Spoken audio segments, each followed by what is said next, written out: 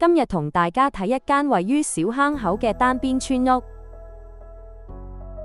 入到屋內右手邊係開放式廚房，現代設計，中間有 island 餐桌同飯廳自然連接。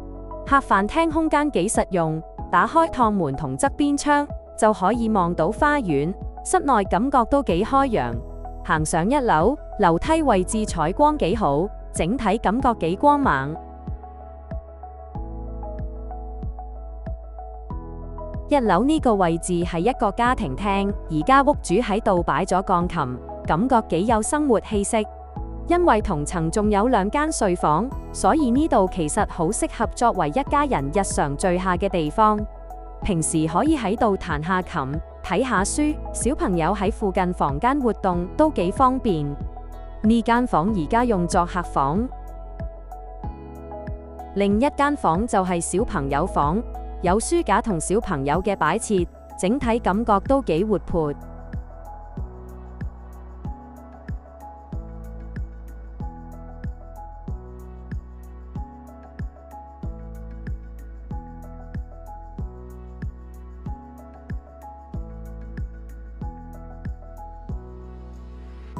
2樓，整層主要係主人套房，空間幾闊落，張床3邊都可以落床。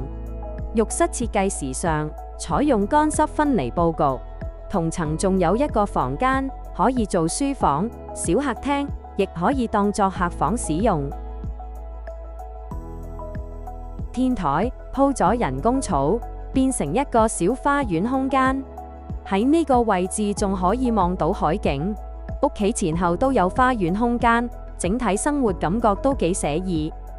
想了解更多呢間小坑口嘅單邊村屋，歡迎聯絡智富物業 Property Finder。